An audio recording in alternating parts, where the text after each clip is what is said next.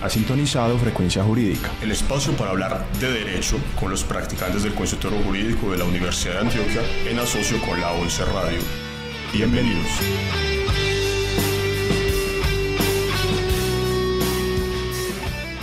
Bienvenidos a una nueva emisión de Frecuencia Jurídica en la 11 Radio. Soy Sebastián Flores y los estaré acompañando el día de hoy. Agradecemos su sintonía, una pausa y ya regresamos. Estás escuchando www.la11radio.fm. Los animales silvestres viven en los bosques, ciénagas, lagos, humedales. Cuando los seres humanos talamos los árboles o secamos los lagos, los animales tienen que buscar alimento, y en esa búsqueda se encuentran con nosotros. Si los hemos desplazado de su casa, no podemos quitarles también la vida. Si tienes problemas con animales de fauna silvestre, no tomes medidas por tu cuenta. Comunícate con las autoridades de tu municipio, Policía, Humata, Alcaldía y Cor Antioquia, o llama a la línea verde 018-114-123.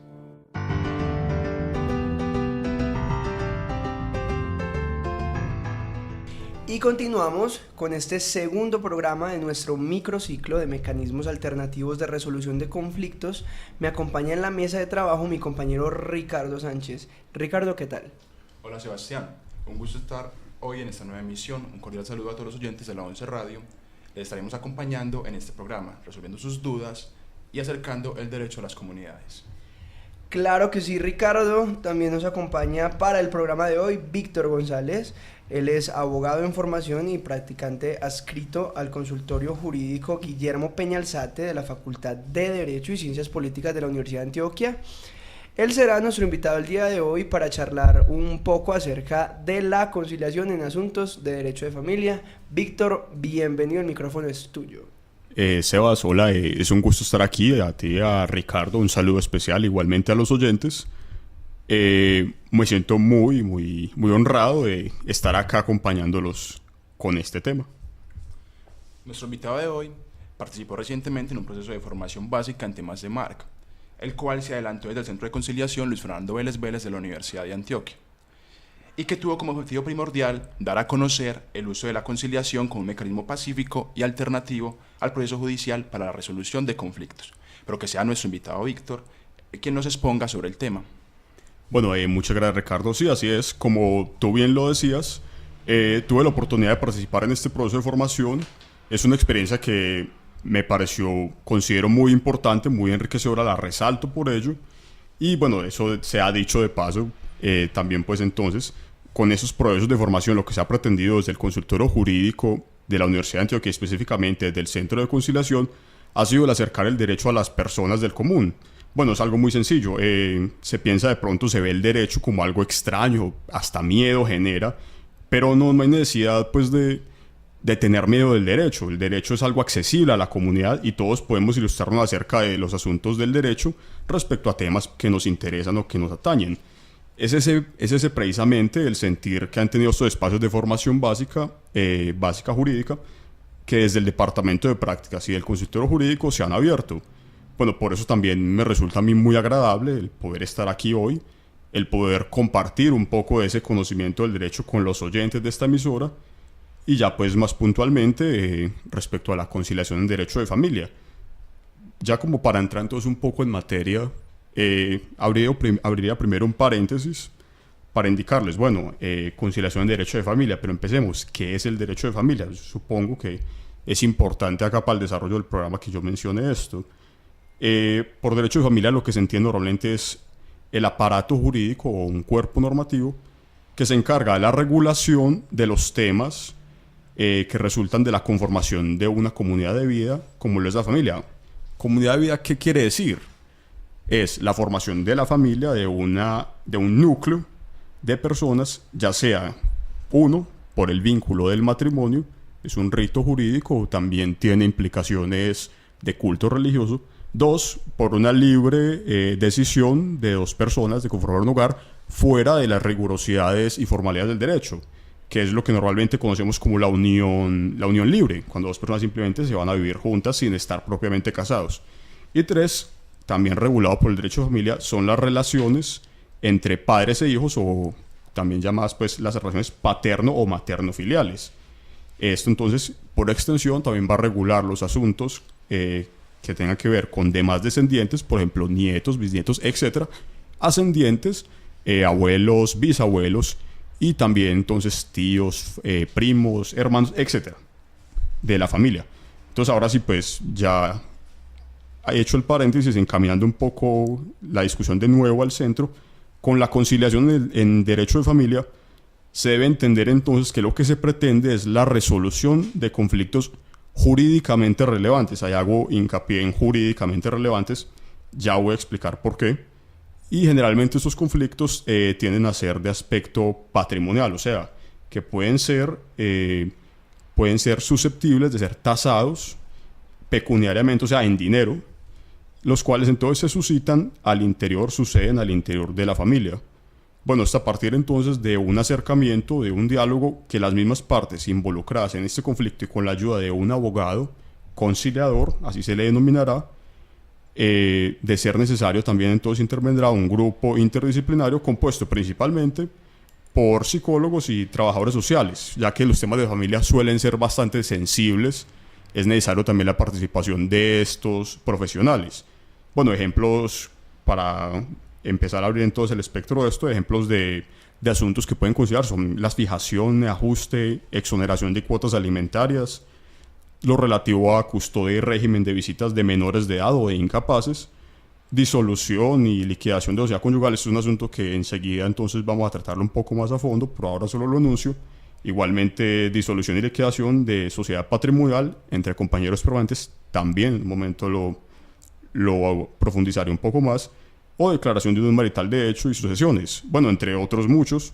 Más adelante entonces, como decía, podemos hablar un poco más a fondo de ellos, al menos pues en tanto el tiempo en radio nos lo permita por ahora. Un tema sin duda muy muy interesante y de total actualidad. Vamos a un pequeño corte y ya regresamos. Prohibida la caza de cualquier tipo de fauna silvestre, jaguares, tigrillos, osos de anteojos y hasta de guaguas. Si tienes algún tipo de inconveniente con un animal del bosque, debes de poner en alerta a las autoridades, Policía, UMATA, Alcaldía y Corantioquia, o llamar a la línea verde 018-114-123. Seguimos, esto es Frecuencia Jurídica en la 11 Radio. Nuestro tema de hoy, conciliación en asuntos de derecho de familia, con nuestro invitado Víctor González. Continuando entonces con lo que hasta ahora hemos mencionado, ¿quién regula la conciliación en familia? Bueno, se establece pues un marco normativo de lo que es la conciliación en familia, el cual entonces, a partir de nuestra Constitución Política, artículo 116, se abre la puerta de que los particulares, no solo serán ya los jueces, sino los particulares, personas pues del común, podrán administrar justicia. Más puntualmente, la Ley 640 de 2001 es el marco normativo actualmente vigente que se encarga de la regulación de la conciliación, entre ellos pues la conciliación en derecho de familia. Bueno, vale la pena mencionar esto, pues establece, como lo dije, establece cuál es ese marco normativo, y entonces con ello, respondiendo ya puntualmente a tu pregunta, actualmente la regulación de esta conciliación la ejerce el Ministerio de Justicia y del Derecho. Al momento de expedición de la ley literalmente dirá el Ministerio del Interior de Justicia, así se denominaba en ese entonces ese ministerio, pero ya que los ministerios son de libre creación y disolución del presidente de turno, actualmente es el Ministerio de Justicia y del Derecho el que se encarga de esa regulación. Bueno, entonces este ministerio se encarga de ejercer vigilancia, regulación, como ya lo dije, sobre los centros de conciliación y sobre demás entidades facultadas para llevar a cabo las conciliaciones, tanto pues en derecho de familia como en las demás ramas del derecho en las cuales se permite que se realice el trámite conciliatorio. Víctor, veíamos en el programa anterior que tiene que ver mucho con este asunto y tengo que preguntarte, entonces, ¿quién puede ser conciliador en asunto de familia y qué tema referente a esos asuntos puede tramitarse por conciliación? Bueno, por regla general, los conciliadores deben ser abogados titulados y que se encuentren adscritos a un centro de conciliación avalado por el Ministerio de Justicia y el Derecho. Sin embargo, entonces aquí hay un par de excepciones. La primera será entonces los estudiantes de últimos semestres, estudiantes de Derecho de últimos semestres que se encuentren realizando sus prácticas académicas y que estén adscritos al consultorio jurídico. Por lo general es un consultorio jurídico de su propia universidad. Es el caso, por ejemplo, de la Universidad de Antioquia, que es pues nuestra alma mater. Y claro está, entonces, estos estudiantes actúan acompañados y asesorados por sus docentes, quienes entonces sí son abogados conciliadores, están avalados por el Ministerio de Justicia y el Derecho. Otra excepción entonces son los comisarios de familia e inspectores de policía. Estos son entes, pues ellos participan en entes como son las comisarías y las inspecciones de policías de carácter municipal. Y para acceder a estos cargos no se exige ser abogado, por eso entonces es una excepción, pues ellos no es necesario que sean abogados, pero también entonces se encuentran facultados para realizar conciliaciones en razón pues de los conflictos personales que se pueden producir al interior al interior de la familia. Entonces, bueno, recapitulando, serían primero abogados conciliadores, segundo estudiantes de derecho, inspectores, comisarios, defensores de familia. Estos no los mencioné como una excepción porque a los defensores de familia se les exige necesariamente deben ser abogados, por eso no los mencioné como una excepción, y ellos dependen del Instituto Colombiano de Bienestar Familiar.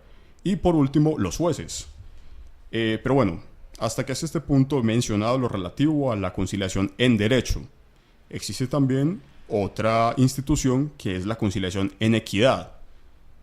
Los fines pues, de esta conciliación también son muy parecidos a la conciliación de derecho. Se pretende entonces que las partes se apersonen de los conflictos, lleguen a una resolución, pero además que esta resolución se dé al interior y apoyados por su propia comunidad. Entonces, en ese orden de ideas, un conciliador en equidad es una persona totalmente reconocida en su comunidad por su liderazgo y por sus calidades excepcionales al interior de la misma. No se requiere que éste sea abogado. Por supuesto, entonces, obviamente, también él tiene cierta participación, capacitación que desde el Ministerio de Justicia y del Derecho se brinda cuando se establecen estos centros de conciliación en equidad. El objeto, pues, en estas conciliaciones de equidad, tanto como las conciliaciones de derecho, es llegar a un acuerdo que se va a plasmar en lo que se denomina un acta de conciliación. Esta acta de conciliación, al igual entonces las de conciliación de equidad como las de conciliación en derecho, presta mérito ejecutivo. Este es un asunto que ya más adelante les voy a aclarar, pero es importante aquí hacer la anotación que ambos tipos de conciliación prestan mérito ejecutivo las actas que ellos se desprenden. Ya mencionaré entonces mérito ejecutivo exactamente a qué se refiere. Bueno, valga aclarar entonces que para este programa nos concentramos primordialmente en la conciliación en derecho, ya que es la herramienta prototípica, es la principal de los métodos alternativos y la de mayor importancia y mayor desarrollo en nuestra legislación ha tenido, ya que ofrece pues un mayor grado de certeza jurídicamente hablando. Bueno, así entonces, respecto a qué asuntos se pueden llevar a cabo, se pueden adelantar su conciliación, ya que era la otra parte de tu pregunta.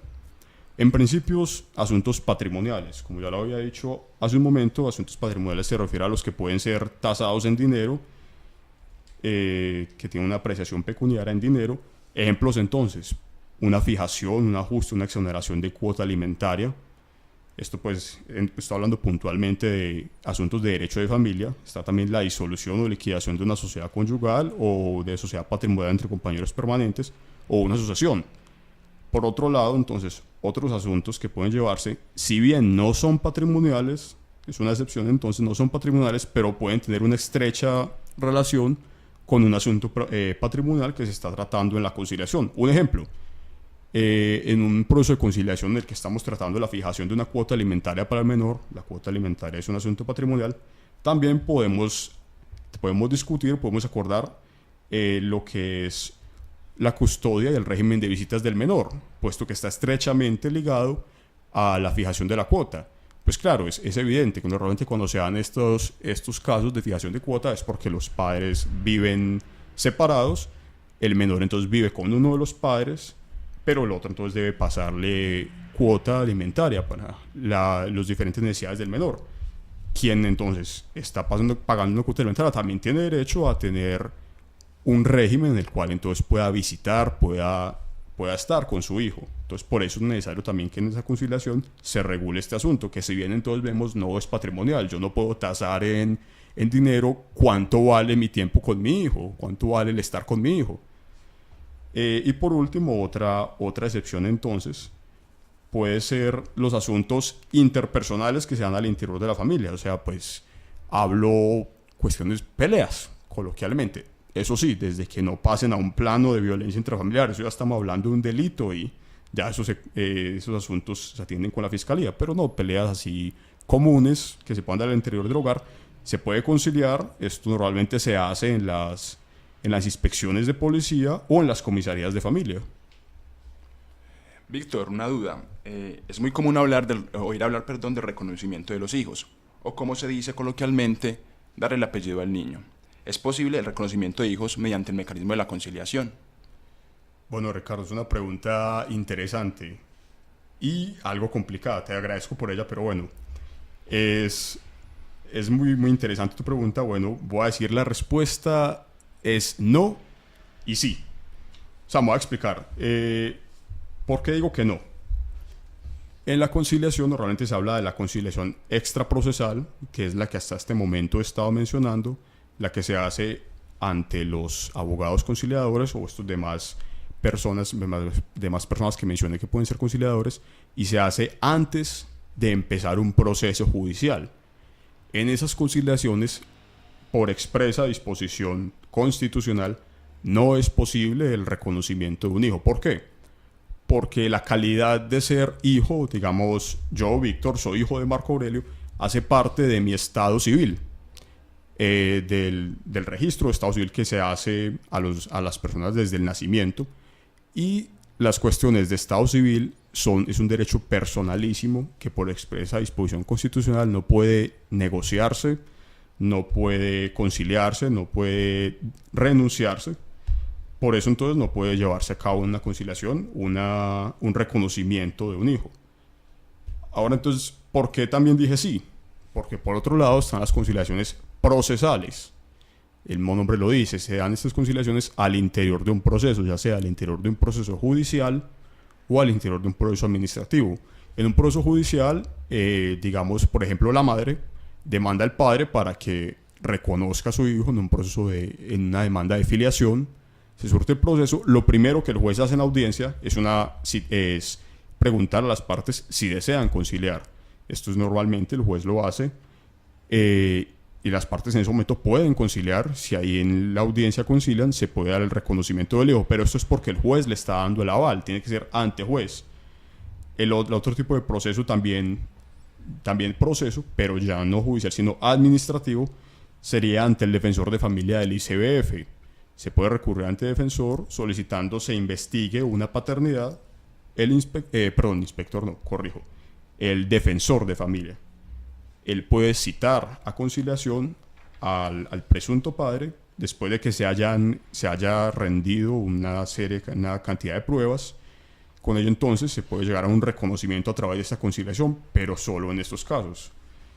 Claro, bueno, esto último es necesario ahí tener muy presente algo. Es un tema sumamente delicado, el del reconocimiento de hijos. ¿Por qué? Bueno, porque ante una demanda en filiación, o sea, para reconocimiento de un hijo que se haga falsa, infundadamente, fácilmente la parte demandada, digamos por ejemplo el padre, en este caso es lo más usual, puede hacer lo que se denomina una reconvención o una contrademanda ante esa comilla, ante esa madre que lo ha demandado al reconocimiento de un hijo que resulta no es suyo. Entonces es delicado. Por otro lado, supongamos, él lo reconoce y el hijo realmente no es suyo. Esto se puede constituir una falsedad procesal o en una falsedad en documento público, que son delitos. Esto lo investigaría la fiscalía. Si el juez de pronto lo evidencia, puede denunciar ante fiscalía y se investigaría. La recomendación entonces a este punto es mucho cuidado en el momento de iniciar esta clase de procesos, pues asesorarse adecuadamente, adjuntar pruebas, por lo menos algunas pruebas mínimas, de que es real que la persona a la que se está demandando sí es el padre del hijo. Pues claro, si se tiene algo tan diciente como, digamos, un examen de ADN, pues muchísimo mejor, se facilita mucho la actividad probatoria en el proceso. Y no reconocer hijos que no lo sean, porque bueno, ya lo dije, es un delito el que en un documento se plasme una falsedad, un documento público como lo es el registro civil de nacimiento de un menor. Víctor, ahora que mencionaste esos conflictos que se pueden evidenciar dentro del hogar, pues a mí me surgió una duda y creo que es posible, o más bien estoy seguro que algunos de nuestros oyentes están pensando lo mismo. Y le voy a poner un ejemplo. Yo me quiero divorciar de mi esposa por X razón, porque es muy cansona, porque no me cocina rico, pero es muy complicado recurrir ante un juez. Entonces mi pregunta es, ¿me puedo divorciar en un proceso de conciliación? Bueno, Sebastián, lo primero que yo te diría es que, bueno, no te divorcies. Ella no es cansona, eres tú. Pasa que eres mujeriego y bebedor. Ella solo te regaña por tu bien. El hombre que trabaja y bebe, déjenlo gozar la vida, decía un gran filósofo, que en paz descanse, Diomedes Díaz. Bueno, también, vale.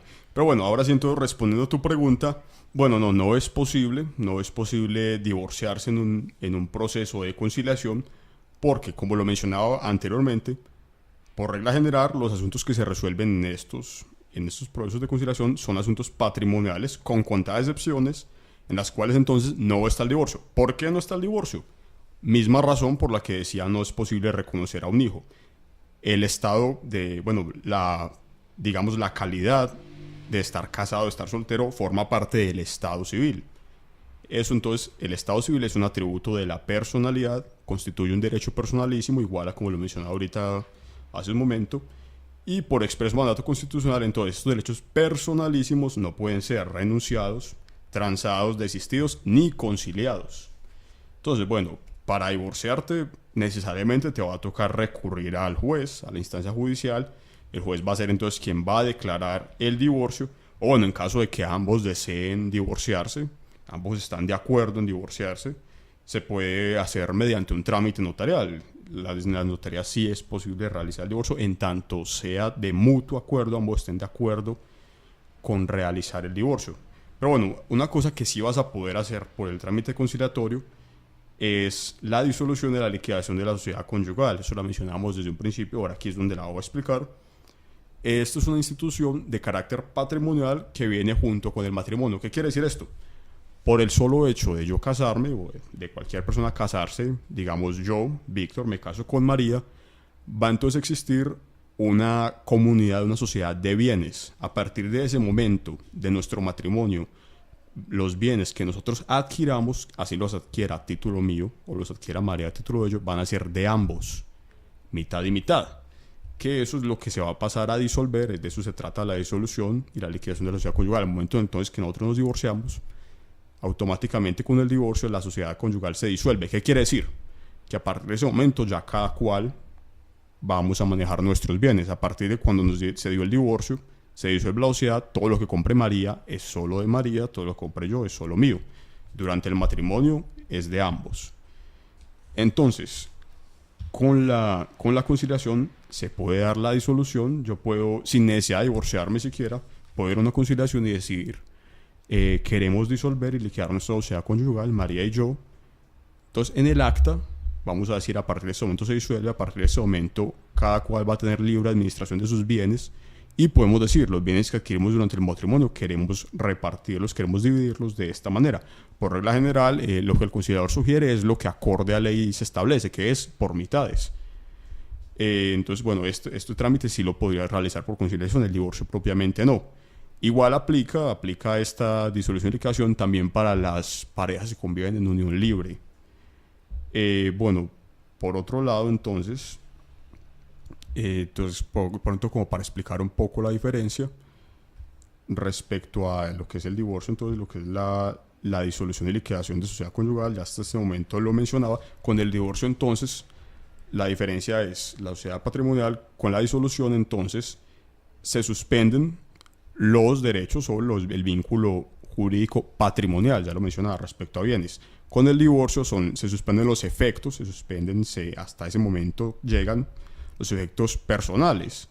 Que bueno, efectos personales del matrimonio, sabemos lo que es la fidelidad, la convivencia mutua, la cohabitación, la ayuda y socorro, entre otros, pues, muy comunes en el matrimonio. Especialmente ese de fidelidad a vos, de pronto te interesa. No digo nada. Bueno, y ya entonces, como lo mencionaba, lo demás eran entonces las obligaciones patrimoniales que son respecto a la disolución de la sociedad conyugal.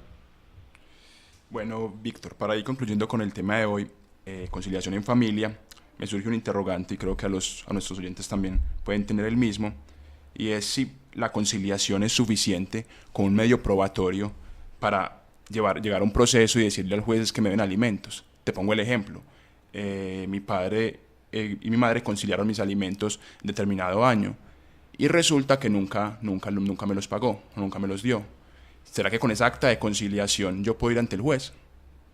Sí, Ricardo, efectivamente, esto es cierto. Te voy a explicar. El acta de conciliación presta lo que llamamos el mérito ejecutivo. Esto constituye un título ejecutivo. ¿Qué quiere decir? El título ejecutivo es un documento que contiene una obligación expresa, clara y exigible, con la cual entonces se puede ir ante un juez de ejecución a solicitar el pago materialmente hablando, billete sobre billete, por así decirlo, de la obligación que se debe.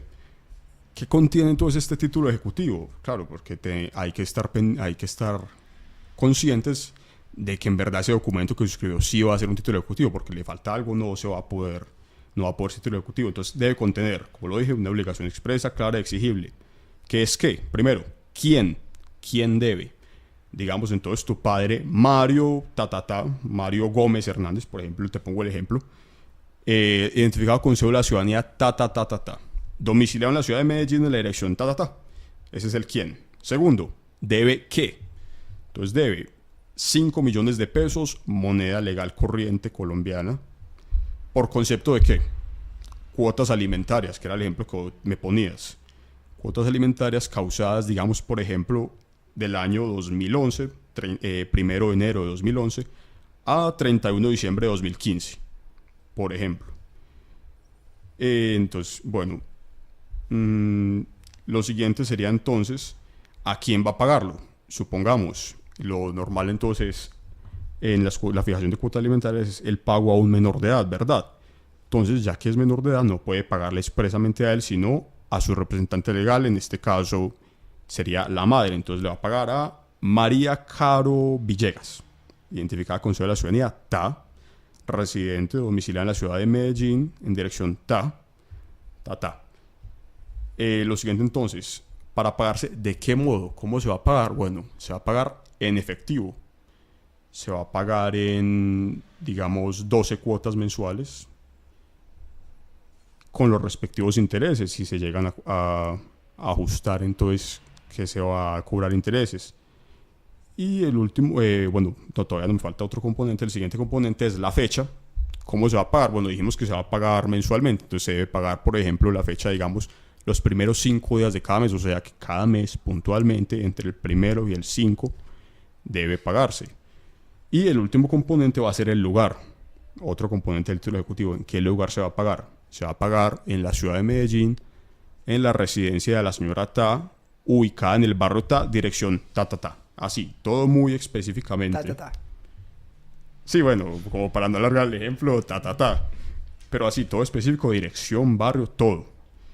Estos todos son los componentes del título ejecutivo. ¿Qué pasa entonces con esto?